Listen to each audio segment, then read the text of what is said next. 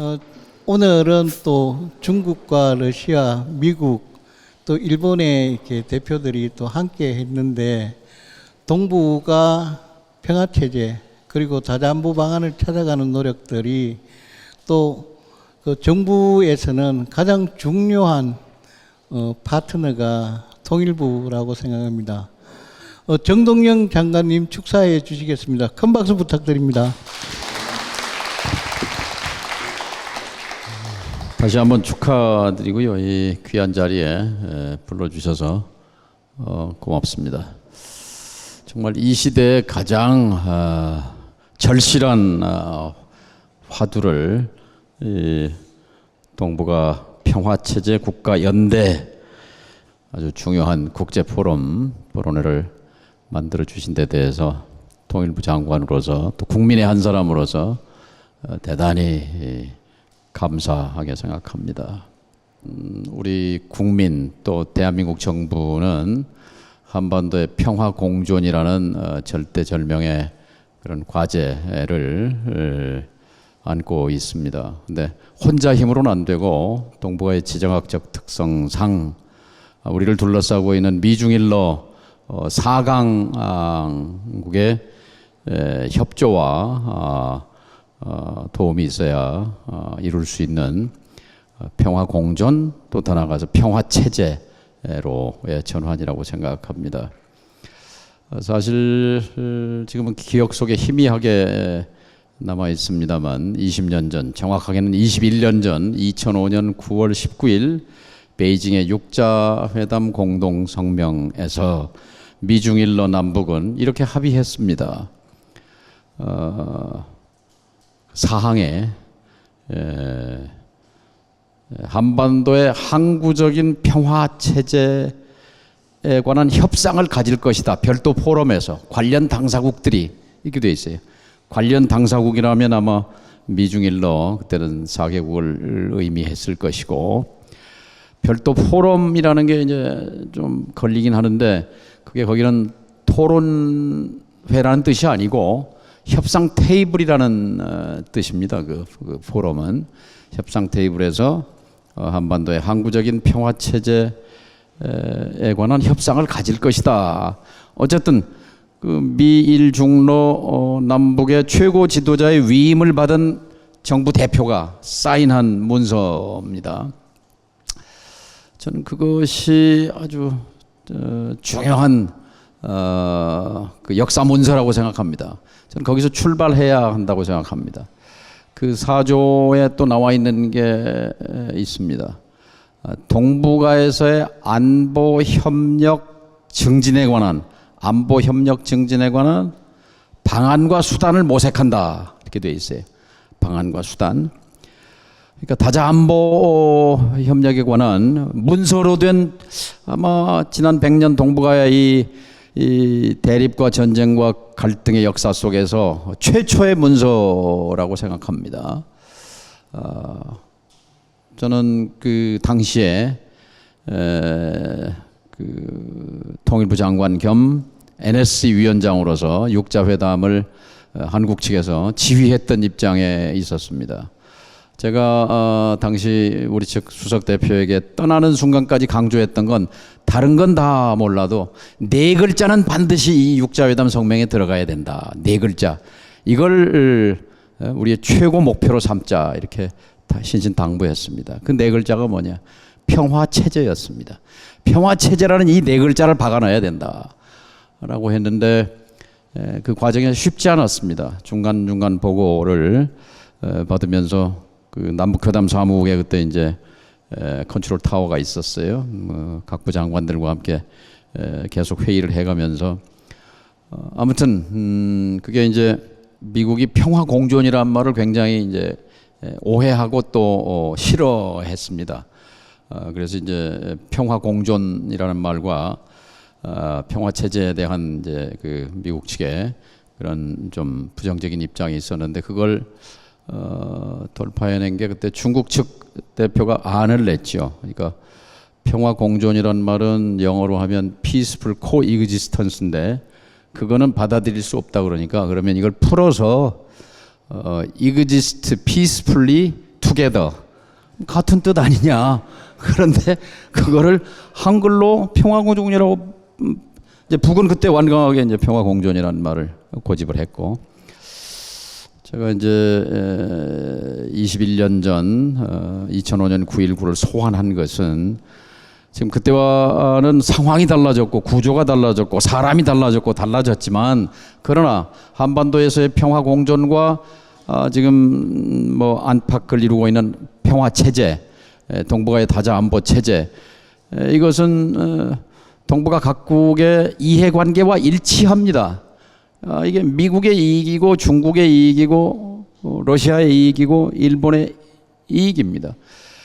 동북아에서의 불안정은, 한반도의 불안정이 이 불완전한 이 정전 체제가 그 근본 원인입니다. 그러니까 이 포럼이 지금 주제로 삼고 있는 동북아 평화 체제, 동북아 평화 체제 구축, 그 핵심은 한반도 평화 체제입니다. 한반도 평화 체제가 진전하면 동북아 평화 체제 논의는 자연스럽게 따라옵니다.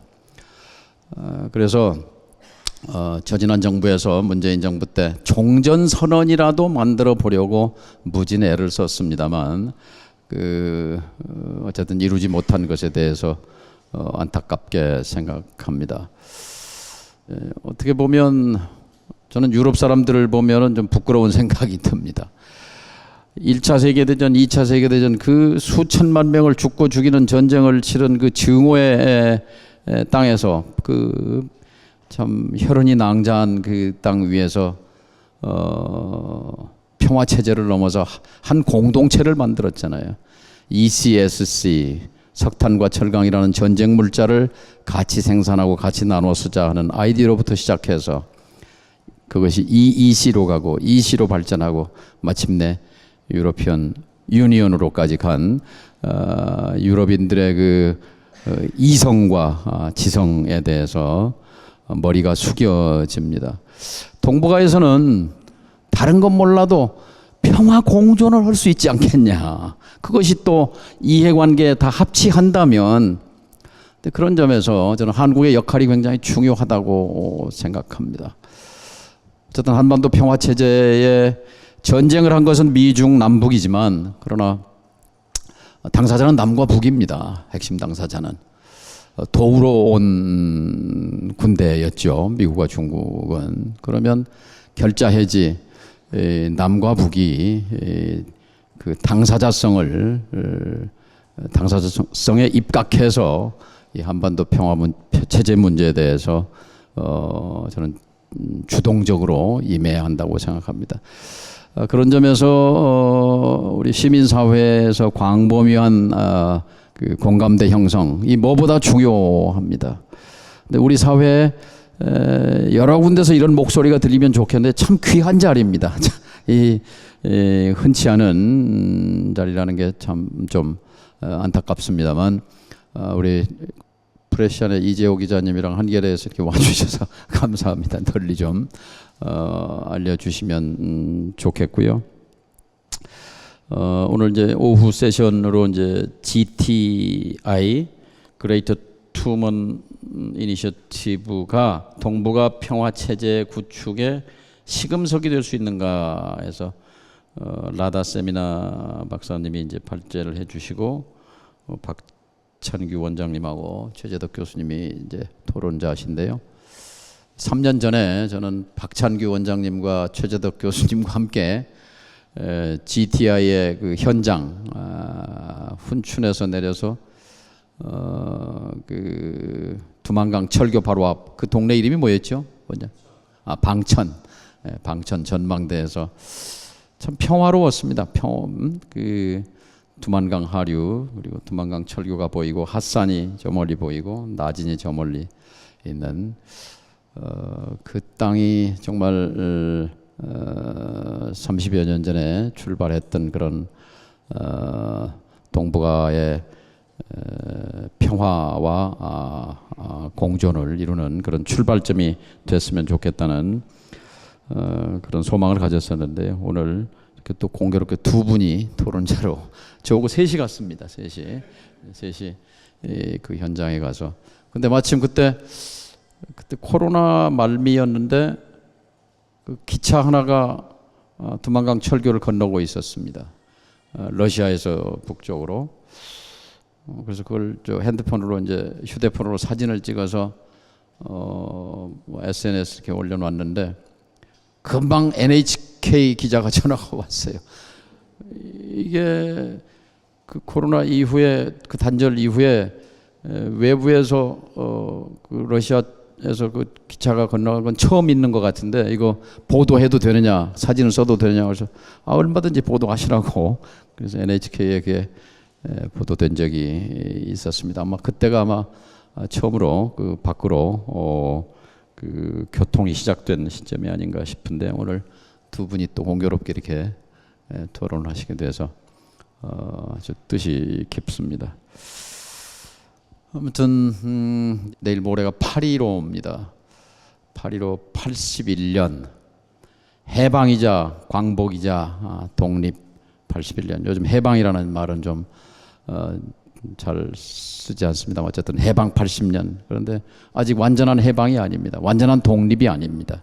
아직 갈 길이 먼데 그 과정에 가장 중요한 문이 한반도 평화체제, 그리고 그 다음 문이 동북아 평화체제, 그걸 통해서 완전한 해방과 완전한 독립으로 가기를 소망합니다. 감사합니다.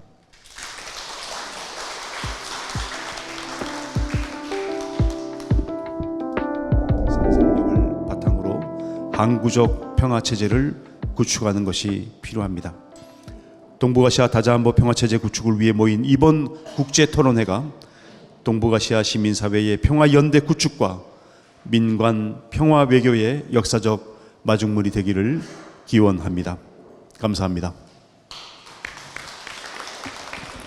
다음은 정세현 전 통일부 장관님 축사가 있으시겠습니다.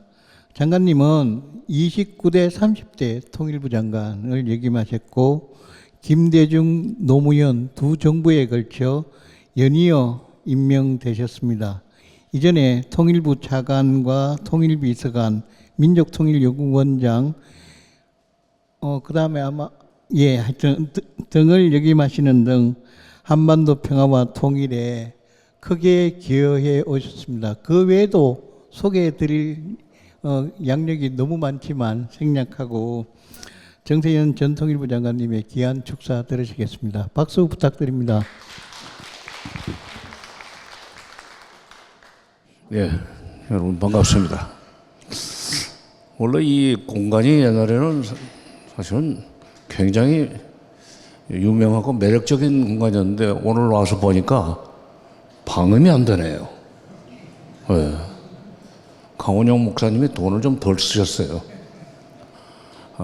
지금 남북 관계는 지금 꽉 막혀 있고 뭐 당분간 남북 당국 간에 무슨 실무 접촉이라도 시작될 수 있는 가능성은 저는 현실적으로 매우 낮다고 생각합니다.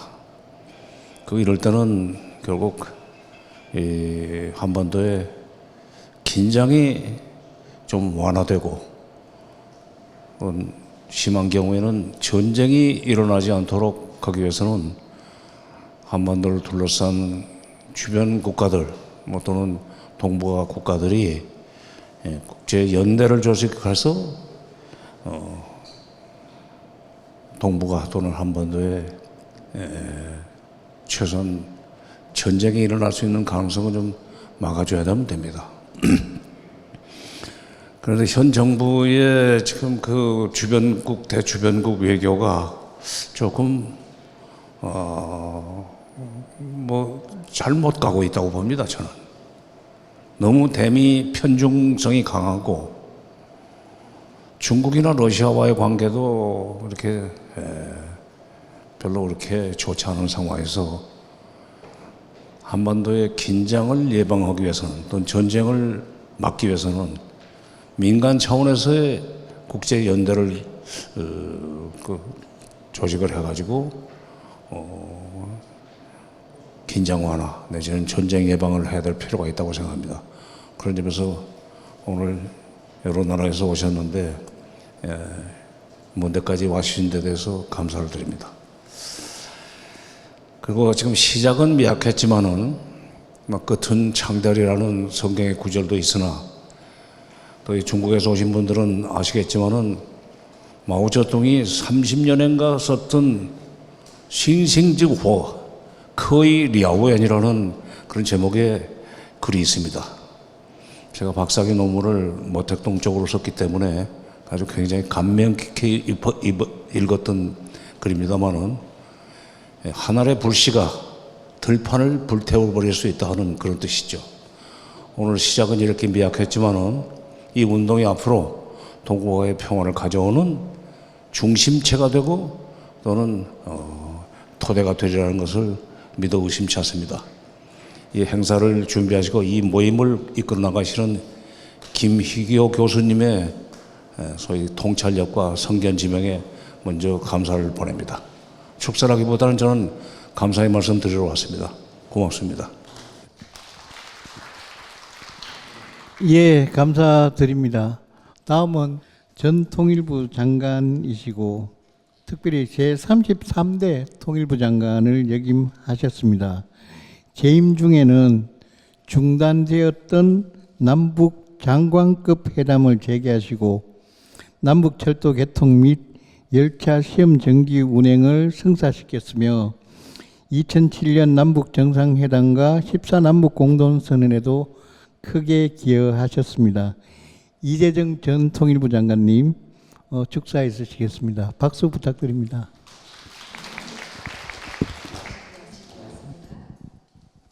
네, 오늘 문정인 교수님의 그 주제 강연이 아주 참 좋았습니다. 특히 마지막 제안, 동북아 육자 안보를 위한 정상회담을 이재명 대통령이 제안했으면 좋겠다 하는 말씀을 하셨는데, 저는 그것과 함께 먼저 우리 할 수 있는 것이 육자의 시민단체들이 모여서 각각의 시민단체들이 보는 시각에서 공동안보 체제를 어떻게 해갈 것이냐 하는 내용들을 조금 더 발전시켜 나가면 정상회담이 훨씬 더 수월하게 진행될 수 있지 않을까 하는 생각을 해봤습니다. 사실 우리 과거의 경험을 보면 2003년에 육자 회담이 있었죠. 그것은 물론 북핵 문제를 해결하기 위한 것이었지만 굉장히 포괄적으로 동북아의 평화 체제를 어떻게 만들어갈 것이냐, 특히 한반도의 평화 체제를 어떻게 만들고 그것에 나머지 국가가 어떻게 참여할 것이냐 하는 논의를 하고 2005년에 합의문을 만든 바가 있었습니다. 그런데 결국은 실패로 돌아갔습니다. 그 실패에 대한 평가를 좀 시민사회단체의 시각에서 좀 더 냉정하게 깊이 있게 한번 평가해 볼 필요가 있지 않을까 하는 생각이 있고요. 마지막으로 하고 싶은 생각은 어떤 형태로든 한반도 문제를 한반도의 시각에서만 보지 말고 한반도를 둘러싼 역사적, 문화적, 정치적, 사회적 관계 속에서 각각의 여러 문제들을 놓고 공동으로 논의한다는 것은 대단히 중요한 출발점이라고 생각합니다. 다만 우리가 해보지 않은 것은 2007년 남북 정상회담 때 김정일 위원장이 제안한 바가 있었습니다. 평화체제의 논의를 위해서 3자 또는 4자의 회담을 가지도록 하자는 제안인데, 그거에 대해서 어떤 조합이 3자고 어떤 조합이 4자냐 하는 얘기는 그 문서에는 나와 있질 않았습니다. 다만 이것은 의제에 따라서, 이거 제 해석입니다만, 의제에 따라서 상황에 따라서 4자의 구성이 달라질 수 있을 것이고 3자의 구성이 달라질 수 있을 겁니다. 다만 이 제안에서는 양자 회담에 대해서는 언급을 안 했습니다. 그래서 우리가 이 3자 또는 4자의 회담이라는 것도 동북아 안보 체제를 만들어 나가는, 그것이 방어 체제가 됐건 평화 체제가 됐건 어떤 체제가 됐건 한번 그 구상 속에서 논의해 볼 가치가 있다고 생각을 합니다. 감사합니다.